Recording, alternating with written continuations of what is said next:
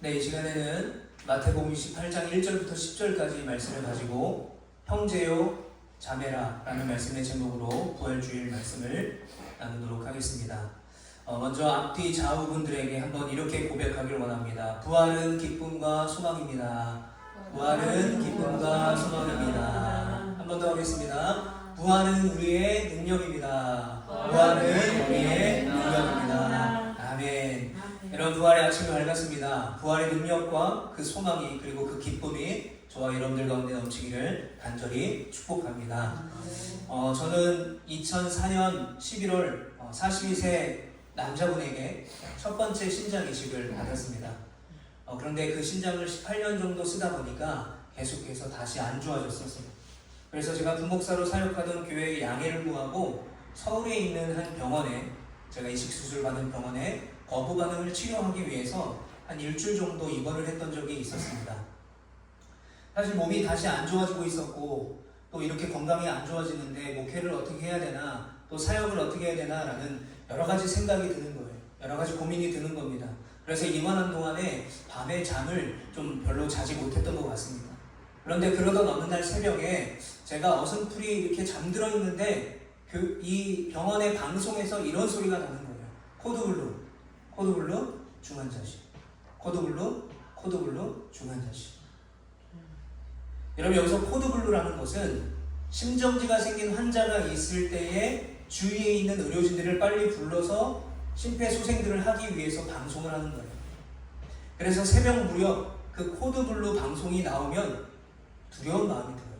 어떤 생각이 드냐면, 지금도 나는 이렇게 살아있는데 지금 이 순간에도 어떤 사람은 삶과 죽음의 경계에 서 있구나, 또 어떤 분들은 죽음의 문턱에 있구나 라는 생각이 듭니다.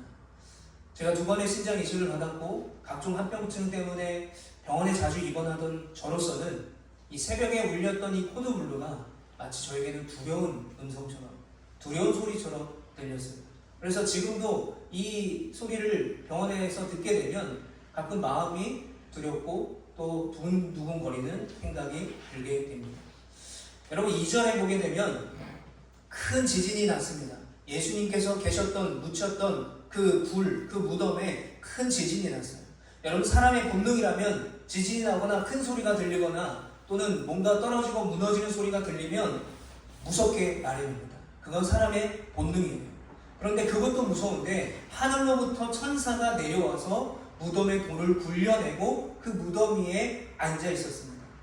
자, 그 예수님의 무덤을 지키고 있던 군인들은 마치 꿈만 같은 이 비현실적인 상황에서 극한의 두려움을 느끼게 되는 거죠. 그래서 4절에 보게 되면 예수님의 무덤을 지키라고 세워놨던 군인들이 그 부활의 놀라운 능력 앞에서 오히려 죽은 사람같이 되었더라 라고 말씀하고 있어요. 아마도 이 군인들 몇몇 사람들 중에는 실제로 혼전한 사람들도 있었을 것입니다. 아이러니하게도 예수님은 죽었다가 3일 만에 부활하셨는데 군인들은 살아있다가 예수님의 부활을 보고 마치 죽은 자처럼 되었다라고 말하고 있습니다. 자, 우리 본문 5절 말씀도 우리 한번 같이 읽어보겠습니다. 시작. 천사가 여자들에게 말하여 이르되 너희는 무서워하지 말라. 십자가에 못 박히신 예수를 너희가 찾는 줄을 내가 아노라. 자, 군인들에게 그 두려움에 떨게 했던 그 천사를 무덤에 갔던 세 여인도 보게 되었습니다. 자, 고도의 훈련을 받았던 이 로마의 군인들도 기절을 하는 사람이 있었는데 이곳에 모였던 예수님의 빈 무덤을 찾아갔던 이 세 명의 여인은 얼마나 무서웠겠습니까? 그러나 이 천사는 알고 있었습니다. 뭘 알고 있었을까요? 이 여인들이 왜 이곳에 와 있는지. 그리고 이 여인들이 빈 무덤을 확인시켜주고 이 여인들에게 메시지를 전하기 시작합니다. 그래서 천사가 이렇게 말합니다. 무서워하지 말아라. 너희가 십자가에 못 박히셨던 그 예수를 찾는 줄을 내가 알고 있다. 두렵지만 예수님의 이야기에 그 여인들이 고개를 들기 시작해요. 천사를 바라보기 시작합니다. 그리고 그 천사는 빈 무덤을 그들에게 확인시켜주면서 이들에게 3가지 메시지, 명령을 하게 됩니다. 자, 첫 번째 명령은 뭐냐면 너희들이 수고스럽게 그렇게 예수님을 찾아왔지만 예수님은 여기 계시지 않아. 예수님은 부활하셨어. 너희들이 한번 무덤을 봐라. 무덤은 빈 무덤이야. 자, 두 번째는 7절 말씀에 보면 너희들이 빈 무덤을 확인했다면, 예수님의 부활을 확인했다면 빨리 달려가서 제자들에게 부활의 소식을, 그 기쁜 소식을 전해라 라고 말했어요. 마지막 세 번째로 7절 말씀인데요, 예수께서 먼저 갈릴리로 가실 것이다. 그러니까 제자들에게 갈릴리로 가면 부활하신 예수를 만날 수 있다라고 어서 가서 전해줘라 라고 세 가지의 명령을 이 세 여인에게 합니다. 자, 부활의 첫 목격자이자 여인들이 부활의 전달자가 되었고 부활의 증인이 된 것이죠. 자, 그런데 문제가 있습니다.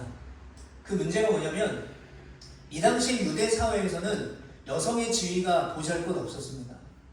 여러분, 우리가 성경을 읽다 보면 알고 있지만 여성은 인구수에 들어가지 못해요. 게다가 여인이 하는 말은 법적 증언으로 효력이 발생하지 못해. 그 당시 유대사회가 그랬습니다. 자, 그렇다면 왜 천사는 왜 이 세 여인들에게 부활의 증인의 사명을 주셨을까? 이 여인이 아무리 가서 말해도 그 말의 법적 효과가 없어요. 근데 왜 이 세 여인에게 부활을 처음으로 목격하게 했냐라는 거예요. 그리고 빨리 달려가서 제자들에게 부활의 소식을 전하기 위해서는 여인들이 아니라 건장한 남자 제자가 더 낫지 않았을까요? 그럼 왜 이 천사는 이 여인들에게 부활의 소식을 전하게 하셨을까? 여러분, 지금도 많은 사람들이요, 이 부활을 믿지 않습니다. 그리고 부활은 지어낸 이야기라고 생각해요. 부활을 믿지 않습니다. 그리고 많은 신학자 중에도요, 이 부활을 믿지 않고 부활을 거부하는 사람들이 존재합니다. 그리고 우리가 아는 이단 사이비에도 이 부활의 존재를, 증거를 믿지 않는 사람들이 많아요. 여러분, 만약에 우리가 믿고 있는 이 부활이, 그래서 우리가 이렇게 부활주의를 지키고 있는 우리들에게 만약에 예수님의 부활이 누군가 지어낸 이야기라고 한다면, 그래서 예수님의 부활이 사실이 아니라면 한번 생각해 보세요. 그것을 지어낸 사람이 증언으로도 인정받지 못하는 여인들을 굳이 첫 목격자로 부활의 소식을 전하게 할 리가 없다는 거예요. 정말 부활이 사실이 아니라고 지어낸 이야기라면 오히려 그 지어낸 사람은 남자를 첫 목격자로 썼을 거란 말이죠. 결국 이 빈 무덤의 처음 목격자가 여인들이었다는 거예요. 빨리 달리지도 못하고 또 법적 효력의 증거가 되지 않는 사람들에게 첫 부활의 소식을 보여주셨다는 것은 부활이 실제로 사실이다라는 것을 더 확실하게 증거하는 것이 된다는 것입니다. 자, 8절 말씀에 보면 이렇게 말하고 있습니다. 함께 같이 읽어보겠습니다. 시작. 그 여자들이 무서움과 큰 기쁨으로 빨리 무덤을 떠나 제자들에게 알리려고 다름질 할세. 자, 여인들은 천사의 명령을 받고 무서움과 또 큰 기쁨이라는 모순된 감정을 가지고 예수님의 부활의 그 기쁜 소식을 전하기 위해서 제자들에게 달려갑니다. 제가 아직도 기억나는 초등학교 1학년 때 기억이 있어요. 어떤 기억이냐면 배경은 교실 안입니다. 교실 안인데 저는 책상에 앉아 있었고 제 옆에 1학년 때 같은 반이었던 유동훈이라는 친구가 서 있었어요. 왜 서 있었냐면 시험을 채점하고 있었어요, 제가. 근데 제가 시험을 채점하는데 시험을 채점하는 것을 동훈이라는 친구가 보고 있었어요. 그래서 마지막 문제까지 채점을 딱 마쳤습니다. 그때 동훈이가 이렇게 외친 거예요. 야, 기환이 올백이다. 그러니까 전 과목을 하나도 틀리지 않고 다 맞은 거예요. 제가 그날 학교에서 성적 우수상을 상장을 받고 집으로 가는 그 길이 얼마나 기쁘던지 아직도 생각나요. 야, 이거 우리 엄마에게 보여주면 엄마가 얼마나 기뻐할까? 그 집으로 가는 길이 그 당시에 걸어서 한 15분 정도 걸리는 거리였는데 우리 친구가 초등학교 5학년 때, 저 초등학교 1학년 때, 더 조그만 때였어요. 거기를 막 뛰어가지고 그냥 막 어떻게든 빨리 엄마에게 가려고 했던 그 기억이 있습니다. 여러분, 여인들이 부활의 큰 기쁨을 가졌어요. 그리고 예수님이 살아계시다라는 것을 확신한 채로 열심히 달려가고 있습니다. 제자들에게 그 기쁜 소식을 더 빨리 전하기 위해서 흥분 상태와 기쁨과 여러 가지 감정을 가지고 그렇게 달려가고 있는데 거기서 부활하신 예수님을 딱 만나게 된 거예요. 9절 말씀에 보면 예수께서 그들을 만나 이르시되 평안하냐 하시거늘 여자들이 나아가 그 발을 붙잡고 경배하니. 아멘. 자, 부활하신 예수님의 소식을 전하기 위해서 기쁨과 약간의 두려움과 설렘과 초흥분 상태로 막 달려가는 그 여인들에게 갑자기 주인공인 부활하신 예수님이 보였던 거예요. 이들이 얼마나 놀랐겠습니까? 그런데 그 여인들에게 예수님이 이렇게 말해요. 뭐라고 말해요? 평안하냐. 자, 이 평안하냐라는 말을 헬라어로 보게 되면 카이레테입니다. 카이레테. 이 뜻은 안녕 혹은 기뻐하라라는 뜻이 있습니다. 자, 유대인의 사회에서 흔히 쓰는 사람과 사람이 만났을 때 쓰는 인사처럼 쓰이는 단어예요. 우리나라로 따지면 밥 먹었어? 이런 거죠. 밥 먹었어? 이런 내용입니다. 자, 두려움과 기쁨이 섞여서 흥분 상태에 있는 이 여인들의 그 마음을 평안하게 하기 위해서, 두려움이 완전한 기쁨으로 변화되게 하기 위해서 예수님은 카이레테, 안녕 혹은 다른 의미로는 기뻐하라라는 일상적인 의미로 이 여인들을 달래고 있습니다. 자, 그 여인들이 그 부활하신 예수를 만나서 예수님께 나아가서 뭐랍니까? 예수님의 발을 붙들고 경배했어요. 여러분, 발을 붙들었다라는 것, 발을 붙들고 경배했다라는 것은 중요한 의미가 두 가지가 있습니다. 첫 번째로는요, 부활하신 예수님을 진짜 만나서 그분을 향한 존경과 경애와 여러 가지 사랑을 담은 표현이에요. 엎드려서 발을 붙잡는 것. 여러분, 향유를 부은 여인의 이야기를 기억하지 않습니까? 사복음서에 각기 다른 모습으로 설명이 되지만 엎드려서 예수님의 발 앞에 엎드려서 예수님의 발에 향유를 붓고 자신의 머리털로 예수님의 발을 닦은 여인이 등장해요. 경외의 표현입니다. 사랑의 표현이에요. 감격의 표현이라는 거예요. 실제로 부활하신 예수를 만나니까 이 여인들은 그 예수를 보고 나서 엎드려서 하는 예수님을 예배할 수밖에 없던 것이죠. 자, 두 번째는 부활하신 예수님은 만질 수 있는 육체를 가지고 계셨다는 거예요. 육체로 부활하셨다는 것입니다. 디모데후서에 보면 디모데 교회에게 바울이 전하는 편지의 내용이 나오는데 디모데후서 2장 16절과 18절에 보면 이런 말이 나와요. 망령되고 헛된 말을 버리라. 그들은 경건하지 아니하게 점점 나아가나니 진리에 관하여는 그들이 그릇되었도다. 부활이 이미 지나갔다 하므로 어떤 사람들이 믿음을 무너뜨리느니라. 아멘. 바울이 에베소 교회를 담임하고 있는 디모데에게 쓴 편지입니다. 여러분, 그 당시에 에베소 교회에는 어떤 문제가 있었냐면 공동체 안에 망령되고 헛된 말을 하는 자들이 있었어요. 그런데 그들이 어떤 존재들이냐면 영지주의자들이나 율법주의자들이었습니다. 여러분, 영지주의자들의 특징이 있습니다.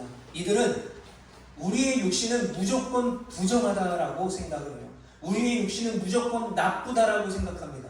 그래서 예수님이 부활하셨을 때는 부정한 육신을 가지고 부활하시는 것이 아니라 그 육신은 죽고 썩고 영으로만 부활하셨다라고 믿는 자들이 영지주의자들이었어요. 율법주의자들은 그 말로 그 말 그대로 할례를 받아야 구원을 받을 수 있다. 율법을 지켜야 구원을 받을 수 있다라는 사람들이었어요. 이 두 존재들이 이 디모데 교회의 공동체를 무너뜨리고 있었어요. 부활은 이미 지나갔다라고 말하고 율법을 지켜야만 구원받을 수 있다라고 말하기 때문에 오히려 공동체의 믿음을 무너뜨렸다라는 거예요. 그런데 여러분, 분명한 것은 무엇입니까? 부활하신 예수님은 여인들이 발을 만질 수 있는 육체를 가지고 부활하시는 거예요. 예수님이 제자들에게 나타났을 때 도마가 어떻게 됩니까? 예수님의 옆구리에 손을 넣어보고 믿을 수 있는 육체를 가지고 부활하셨다는 거예요. 그래서 도마가 이렇게 말하지 않습니까? 도마에게 이르시되 내 손가락을 이리 내밀어 내 손을 보고 내 손을 내밀어 내 옆구리에 넣어봐라. 그리하여 믿음 없는 자가 되지 말고 믿는 자가 되라. 실제로 육신으로 부활하신 예수님을 만나고 나니까 도마가 뭐라고 고백합니까? 도마가 대답하여 이르되 나의 주님이시여 나의 하나님이시이다 라고 고백했어요.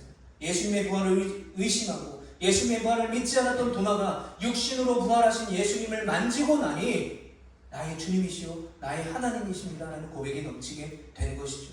오늘 본문에 이 세 여인들도 마찬가지입니다. 천사의 말을 듣고 그 부활의 소식을 전하러 가는 길에 실제로 부활하신 육신을 갖고 부활하신 예수님의 발을 붙들고 경배했던 거예요. 뭐라고 경배했을까요?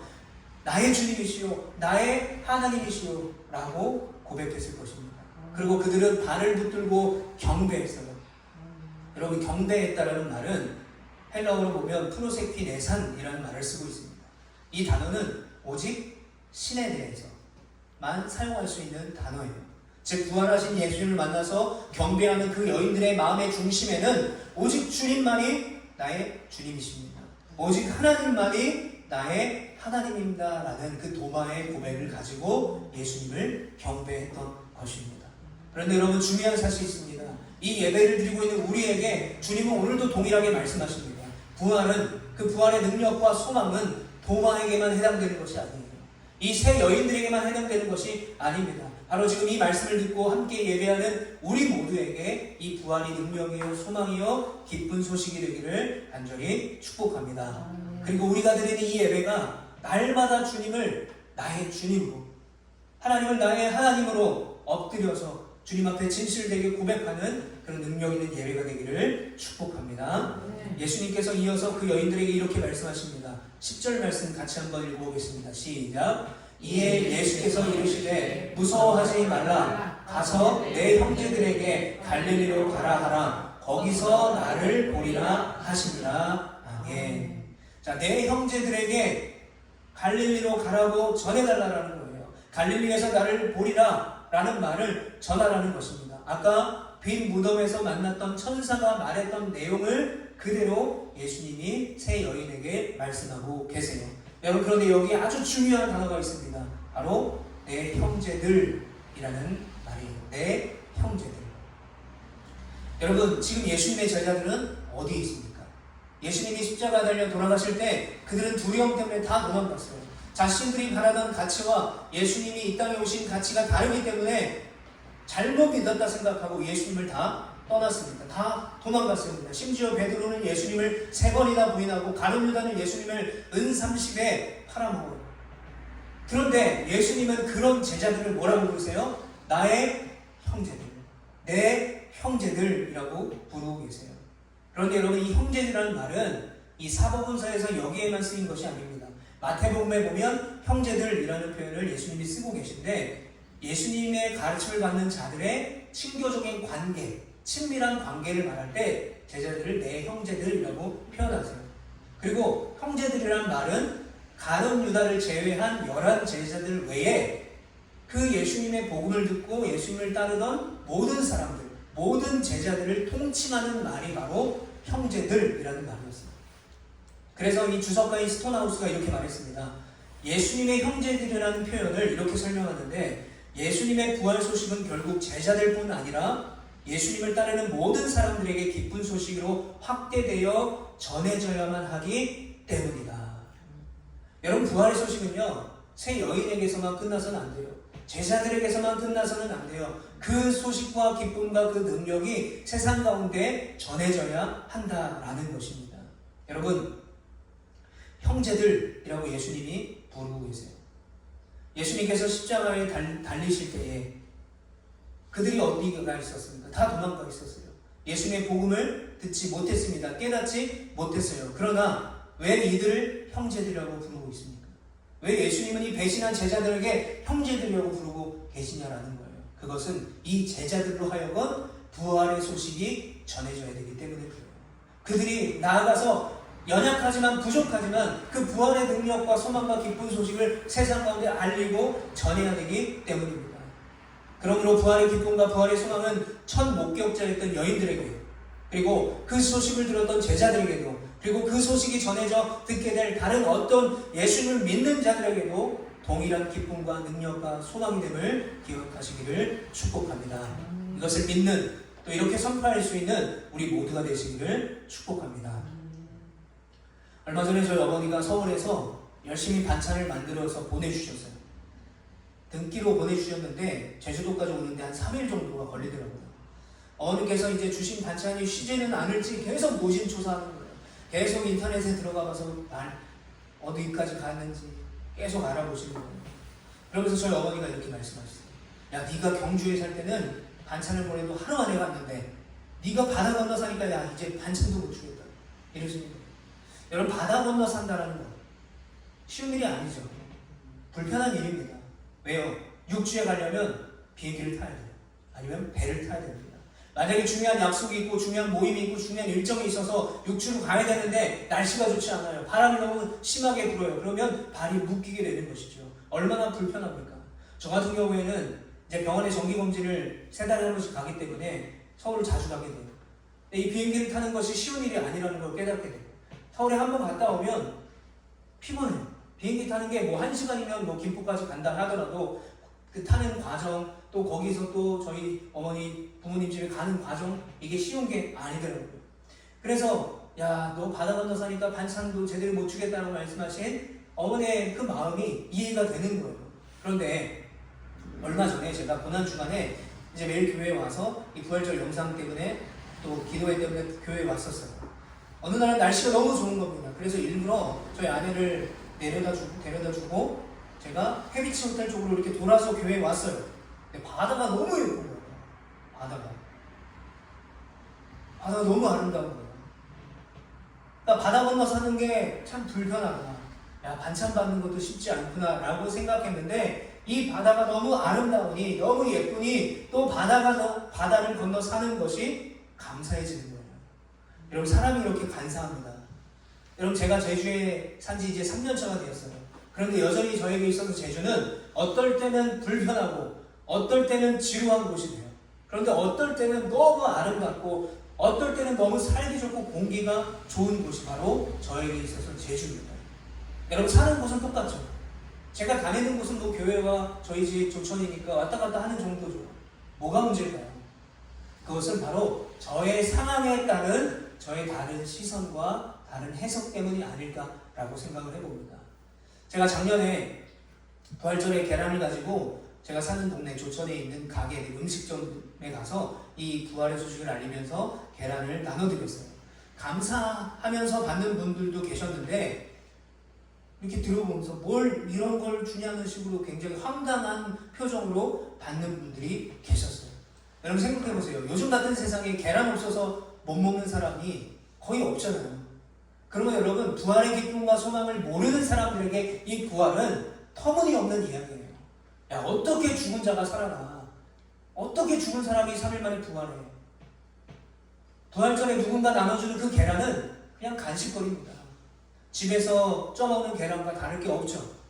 찜질방에서 친구 머리에 이렇게 딱 때려서 깨먹는 그 맥반석 계란과도 전혀 다를 게 없어요. 의미가 부여되지 않는다는 거죠.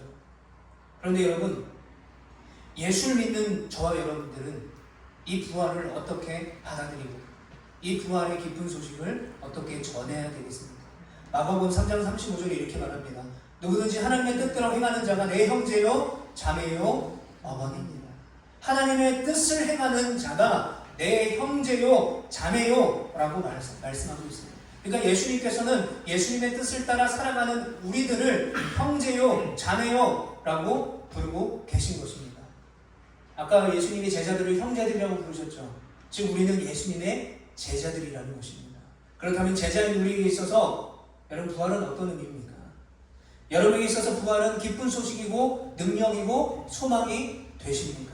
아니면 수시로 바뀌는 나의 상황 때문에 여전히 기도해도 변하지 않는 내 현실 때문에 예수님의 부활이 내 이야기가 아니라 내 소망이 아니라 그냥 그건 예수님의 이야기지라고 생각이 들면서 기쁨과 소망이 아니라 그냥 매년 반복되는 행사로 보내고 계시지 않습니까? 또 그냥 계란 먹는 날 정도로 끝나지는 않습니까? 지금 부활의 소식을 나누고 있는 예수님의 형제요 자매된 저와 여러분들에게 이 부활절을 보내는 우리들에게 주님은 이렇게 말씀하십니다. 마태복음 5장 13절부터 14절 말씀을 우리 함께 같이 읽어보겠습니다. 시작.